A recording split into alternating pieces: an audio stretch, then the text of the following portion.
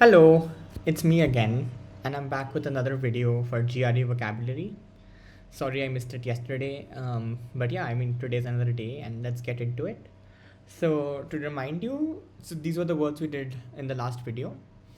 Um, yeah, I think these are all pretty simple words and are already part of our lexicon if you speak English regularly. If not, give the previous video a look and let's move ahead. So, yeah.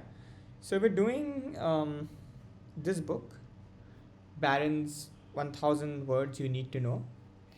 And, oh yes, my storage is full. And yeah, so that's what we're doing. And let's move on. We are on week 1. And let's go to week 1, day 3. I just favorite this.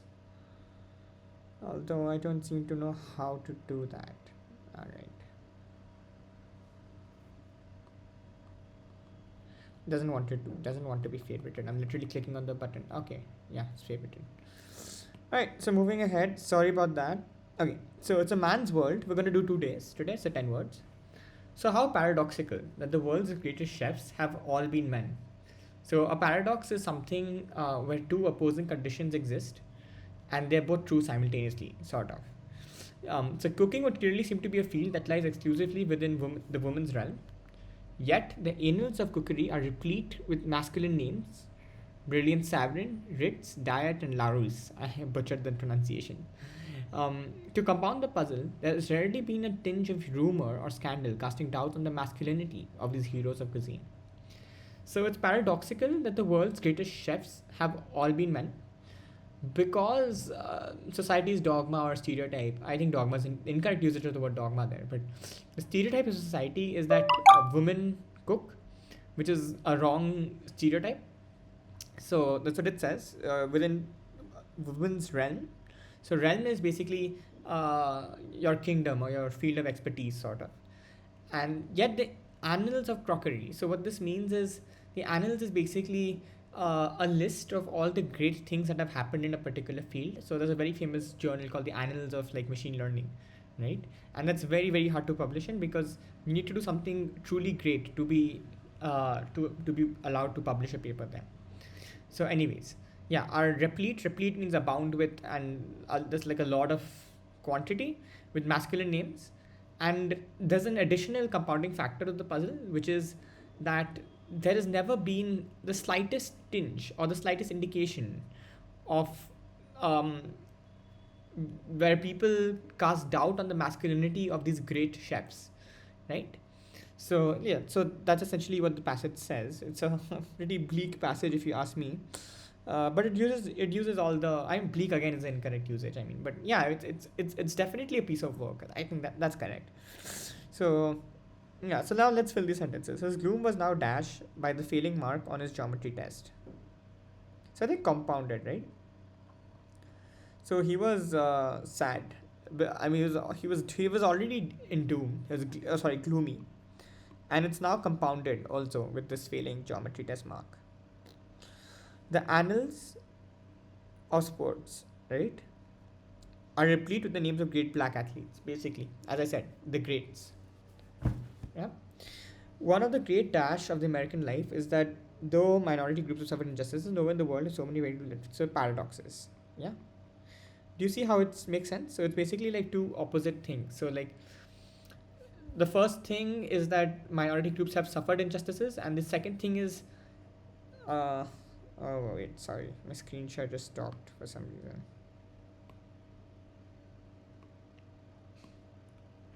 Yeah, extremely sorry. This just like technical errors of being like a first time YouTuber. Um,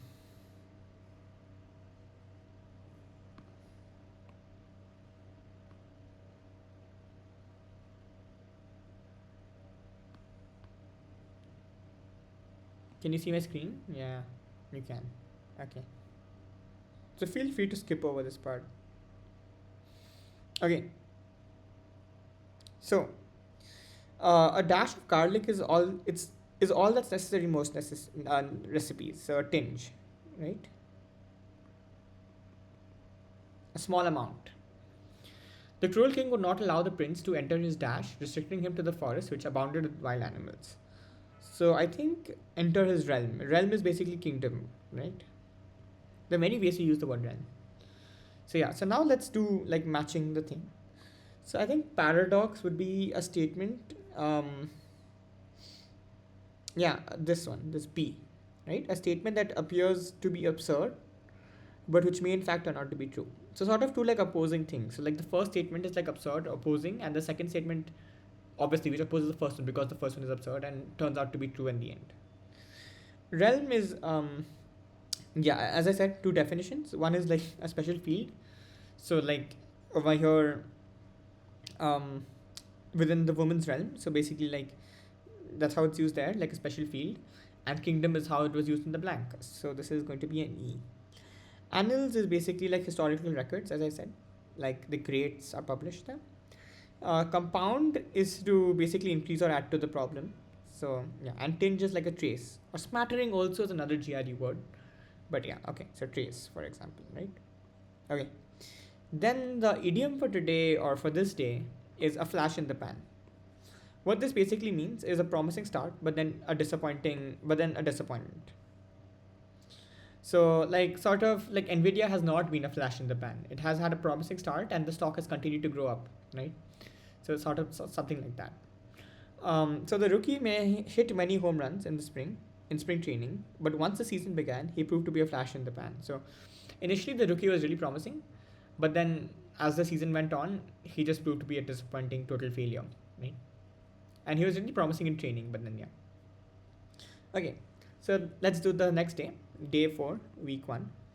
So it's difficult to change someone's opinion by badgering him. Badgering is basically irritating someone constantly, like, or shouting at someone, or consistently poking, or irritating, or asking something by someone. The child who begs his mother to get off his back when she implores him for some assistance with the household drudgery may very well plead interminably for some special privilege when he wants to do something for himself. So what this says is that suppose you're a child, right?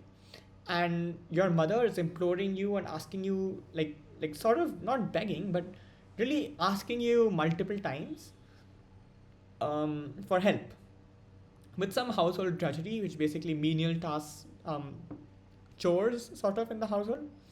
Drudgery basically means like work that's not very interesting. And the child will plead interminably. Interminably means never ending. So terminal means an end. And interminably means no end. For some special privilege when he wants something for himself. So when he wants something, just because he never helped his mother, I don't think he's going to get what he wants as well, right? That's just like a bad son. So how paradoxical that neither is able to perceive that no one likes being nagged. So that makes sense. So like this last sentence says the mother is nagging the son and the son nags the mother when they both each want something from each other, right? And it's paradoxical that it's yeah. So okay. So let's fill in the blanks then. I think that passage is pretty nice. I like that passage. She does her homework on Friday to save herself from the drudgery or from the drudgery. So drudgery is again work that you don't want to do. So this person would rather like drudgery. Yeah, this person would rather like enjoy during the weekends. So that's why they do their work on Friday, which is smart. I mean, that's something I should do as well. Today's a Saturday when I'm recording this, so I don't know. Okay. The teacher continually dashed the pupil for the missing assignments. What do you think? Make sense, right? The eminent scientist dashed difficulties in putting the invention into practice. So obviously perceived. Oh wait, we never talked about perceive. So neither perceive is basically the ability for someone to understand something. So I perceive my laptop in front of me right now. I perceive the lamp that's lighting my face. I perceive light. I perceive the sound of the fan in my room, right? So that's perception. And yeah, the eminent scientist definitely perceived difficulties, or he felt, he was able to detect those difficulties for putting the invention into practice. The sick child's mother dashed the doctor to come immediately. So implored. So suppose your child is sick and you're the mother of the child, right? You'd beg the doctor, please come quickly, my child is like dying or is this sick, please help me. So that's what implore means. It's basically like asking forcefully. I mean, sorry. Okay, so now the last one is interminable. So I listened to the boring lecture for what seemed an interminable 50 minutes. So what seemed to be a never ending 50 minutes. Interminable. Right? Okay, so now let's do like badger.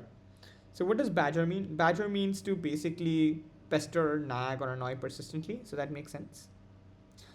Implore. What does implore mean? Implore means to plead urgently for aid or mercy, right? So that's like a C. Drudgery means, yeah, unpleasant, dull, or hard work, as I said. Interminable means never ending. Yeah, unending basically. So changing color. Yeah, this one.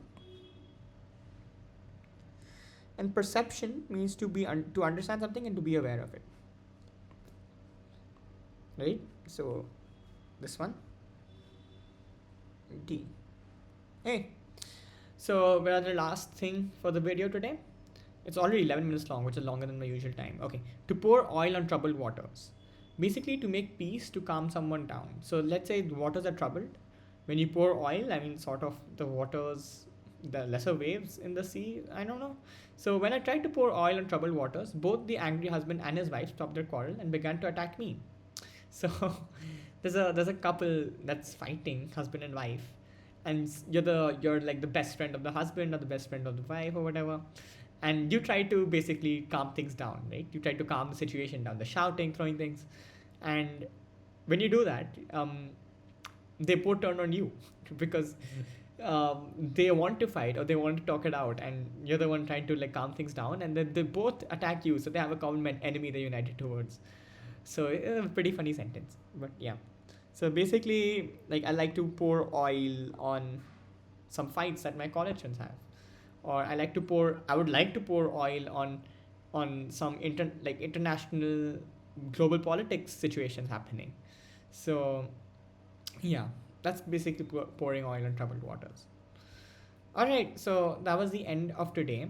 We have reached day 1, week 4 day 1, sorry, and we're trying to get to week 5, which is review. So I don't know how I'll do review videos. It's obviously not in this video. We'll think about review videos later, and then we'll start with week 2. So yeah, should be fun. So we got through like a week in 2 days. So at this pace, just doing some math, we'd finish this book in 46 into 2 days, right? Assume plus like okay, so 3 days, because assuming each thing. There's 138 days, which is so assuming each month has roughly 30 days. That's like 4.6 months, which is crazy. But yeah, I mean, we'll see what we can do. Let's get through half of the book or something. Okay, so bye.